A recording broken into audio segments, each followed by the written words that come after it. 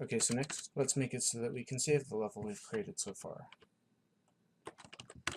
Save the level, takes the string, which is the level name.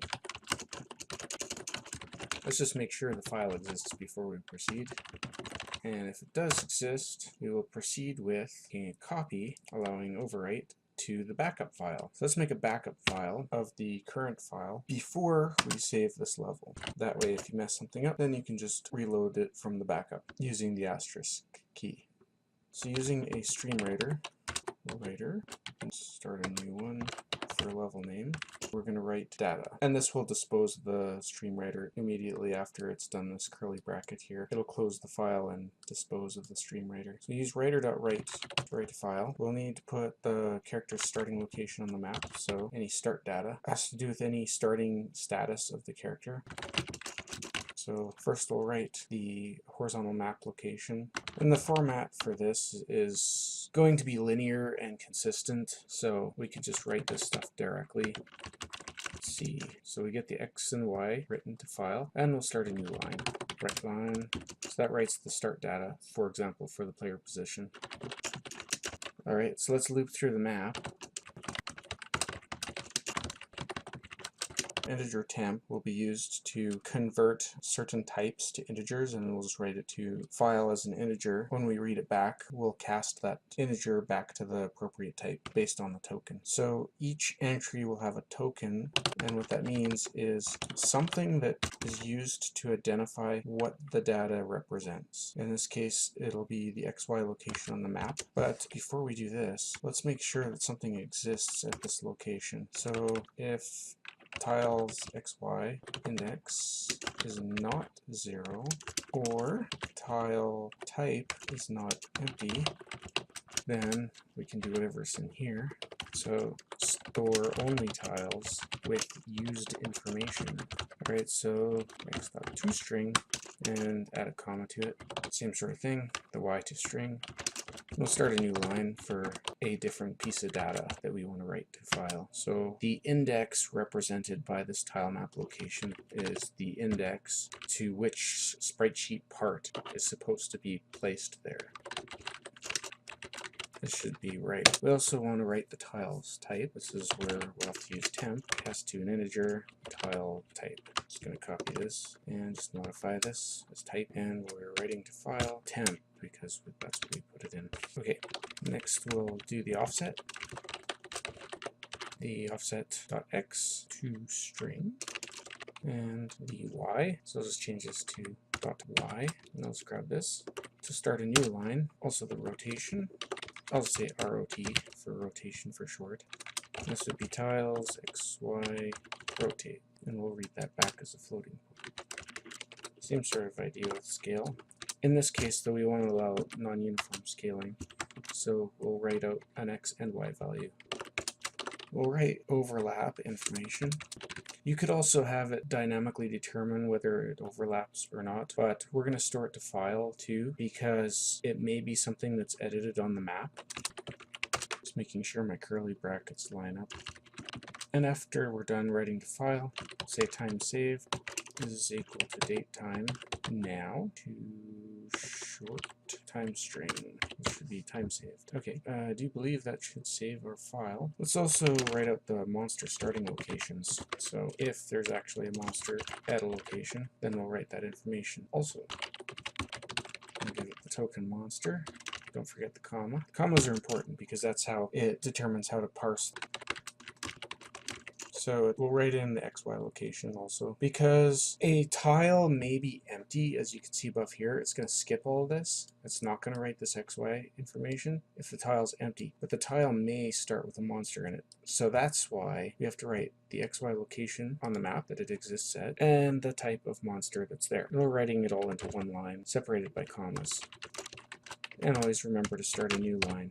There, that saves our file. We also need to be able to load the file. Just change this to load. This will be publicly available. Void load level receives a name. If the file exists, is false, then we have to return there's no file that's named that. So let's clear the map in case we were just messing around with the map editor so that it doesn't mix what we were putting on the map editor with what we're trying to load. And this time we'll use a stream reader called reader for level name. So we need a string called line, which will read a line of text from the text file. For example, by going reader.readLine. We'll also need a bunch of strings, which we'll call parts, because what it will do is split up the line based on where the commas are to make all those little string parts. Okay, there seems to be a bug. Oh, equals. So a line which is set to equal to whatever's read in for the first line, and then we'll make an array of parts, which will be a bunch of strings, and it will split them at the comma. Looks like we have another bug. Oh, this should be a character, so just do this. It separates them based on the comma character. Alright, we know how the first line is going to be, so we'll just start adding data into start data for where the player's starting position is. And we'll need to convert the string that we're loading in to int32, because we're using a 32-bit integer. So the first one will be the first string, which is part 0, will represent the x position of the character's start data position. And the second one will be the y position. We may as well add this information directly to the map. So the map's starting location is going to be startData.x. Map starting location y is equal to startData.y. That way when you load a level, the map will already be centered around where the player starts. Later we'll have to set a player's position, the player object. So do this later. Let's have an integer for x and y, because as we're getting map data information, we'll be setting the x and y based on the xy token. So if we're not at the end of the file, we'll just keep on reading information using the reader. We'll do that by saying while reader.endOfStream is not true. Suppose we could just say false. We'll read in a line using the reader. Read line, and we'll split it apart again using parts is equal to line.split using the character, comma. So based on the token, which is the first string, part 0, that determines how we're to treat that data that we're loading. So if it were xy, then we'll set x map position by converting parts 1, which is the second string it's reading, which would be the x location on the map. We'll do the same for y, except that would be parts 2, which is the third string. And we'll break. And if it's index, set the index is equal to the integer of what the next string is, which is parts 1. This should be tiles. Let's copy that line. The next thing we'll be getting should be type. And even if these aren't in order, or you've inserted things or removed things, because you're using this switch case method to go through the file, it doesn't really matter how you reorganize the format. It will still be able to read in. It'll just react to what it's seeing. That way your older files will work even if you change the entire structure of your data. So this will be a tile type, so we got to cast it. Later on though, once you've finished making your final product and it's ready for release, then you can go ahead and create binary writers and make a binary loader, and it should be more efficient. So we'll get the offset x, and we know that the next one should be the y, so let's get that. Let's use the same line here. And if it's rotation, then we get rotation. Now this is not an integer, so we best make sure to convert this to a single floating point. We definitely need floating point precision for the rotation. Same thing with the scaling. We want to use the floating point, so we say to single, because we'll want that precision. The y, that's the second one. If it's overlap, let's convert this to Boolean. And if it's a monster, first of all, let's set the x coordinate that we're finding it at. Okay, and once we got the coordinate of the monster, let's set monster start type, which is a monster type. So if it's not empty, if it's not type empty, then it will initialize a monster at that location. Okay, that pretty much loads the level. Let's just ensure that all our tiles are doing what we want them to do. So we'll fix any tile data that should be fixed. So we'll go through all our tiles. So this will be useful if you've reformatted how your tiles work and you need to ensure that they're set to have the correct Boolean values. Let's get the index of the tile we're looking at right now. If current tile has a monster, which means it's not none, then we would add a monster at this location. We'll do that later. Let's check the type at this index. So based on the tile's index, what is its type? If the type is empty, then we can continue. So skip over the rest, just loop back to here. If the user's added a cluster of tiles of a specific type, we should make sure that all of those tiles have the correct type set to them. So provide for tile cluster. This is mainly for ensuring that when you're editing your maps, the data isn't corrupted and everything is the way it should be. So if we have a solid, or if it's a spring, or it's a platform, or if it's spikes, oops, then for any of those we may want to go through the cluster and make sure that all those tiles have the right Boolean set for them, like for collision detection and things like that. So let's loop through them. Tiles high, that's how many tiles high need to have attributes set for this sheet part as applied to the game map. So loop through the tile cluster related to that image and just set the attributes of those tiles according to what they should be. If it's a solid, a spring, a platform, or spikes, we know that it should overlap so that it's just over top of the character's feet or the monster's feet. Also, we know that we can stand on all of these objects, so we'll set them to stand on. Should set that to true. If it happens to be spikes, then let's make sure that all of the tiles associated with this image are set as spikes. And it's solid in case it was not set to solid. Otherwise, if the type is indeed solid, we'll also set it to solid. So this pre-process thing kind of just makes it so you don't have to store quite as much information to file, and you can ensure that all your tile clusters have the right properties set to them, and you can make changes to those properties as you go without having to modify your file. So that's pretty much it for the editor. We'll just keep the namespace as just platformer to keep things a little simple here. Notice this here. That would mean we need to go into our converter and change the namespace so we don't have to say using map related stuff. We can just keep everything in the same namespace. If you go back to editor, it now understands what that is. Now if we go into sheet and then look at where we set up the level 1 sheet, you'll notice that we have this tile type spring, but we don't have anything yet that can handle when you jump on something that acts like a spring. So go to map related stuff and add class, and we'll call it bouncer. Okay, we'll get rid of this. So we'll need a bouncer has a map tile coordinate, so horizontally and vertically which tile that is. Tile to run the bounce animation. And there's the original offset, so we know what to reset the offset to. We'll need the distance that it is moving, frequency, which controls the wobbling, controls wobble motion.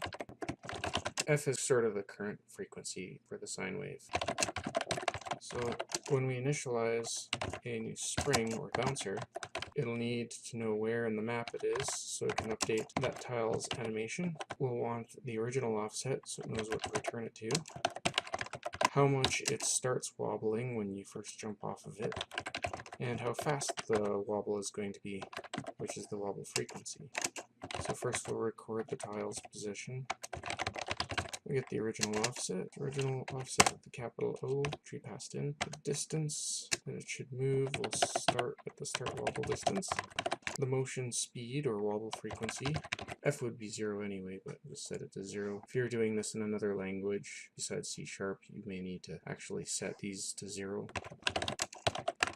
So when we're updating our bouncers, it's going to change the offset for that tile, and then when it's done, it's going to set the offset back to the original offset. Now we got a bug up here. So by default, this will return true. The offset Y is the only thing we're really changing. So it'll be the original offset, cast to float the distance times the sine wave current value of f, and we'll update f based on how fast we want it to change, and we'll reduce the distance that it waves up and down by 0.6 each frame. If the wobble or vibration is less than 1, this is not floating point, this is double, and return false. Okay, skipped adding in this comment. So we're going to create a bounce manager in the same file, which isn't normally recommended, but I just want to kind of keep all this stuff together, and I don't want to have all kinds of classes because then it can get to be a mess to sort through them all. So anything bouncer related will all go in this bouncer file. So we'll need a reference to game1's tiles. We'll need all our different bouncers or springs, which are active, and how many are active. Now let's set up the class. And we'll pass in a reference to the tiles. This is not expensive, we're not copying it. If it was a structure, it would be expensive because then we would be copying all of those tiles. But we're just pointing to them. So let's set up 100 bouncers. So you could have up to 100 on screen at once. That should be plenty. And you could use a list for that too, but tile event for bouncy stuff. When you jump on something, you're going to add a tile event. So we're going to say the event is active, whatever event is associated with this tile, which in this case is the bounce animation. You can use that boolean obviously for other things too. So we'll start a new bouncer at the tile location, providing the original offset of that tile, how far we want it to start off moving, and how fast we want the sine wave to change. So it'll increment by 0.4 each time. So this returns if the event's already active. This sets it to be active because we're starting a new bounce event, and we'll count how many bouncers we now have. So if the number of bouncers is less than 1 when we're doing the update, we can return because there's nothing to process. We'll need an integer I, which will loop through the bouncers. We need the x and y location on the map. So while I is less than the number of bouncers, we'll loop through. Let's get the map location of the bouncer that we're looking at. If we get false when we try to do an update, that would mean distance has gotten small enough now after several animations that it's less than 1, as you can see here. So the wobble starts off big, going up and down, and it gets smaller until it's 1, and then it returns false. This will update the bouncers, but if it returns false, it's going to set the offset back to the original offset. It's going to say the tile is no longer active. The reason why you want active to be true when it's doing the animation is so that it doesn't restart the animation until it's finished playing the animation. So you don't want it restarting the bounce a whole bunch of times as you're jumping through the tile. Once it's active, it just starts it once and continues until the distance is small enough, and then it can restart it. We'll set the current one to be the last one, so we'll overwrite the current bouncer with the last one that's available in the list. If the number of bouncers is greater than 0, then we can subtract.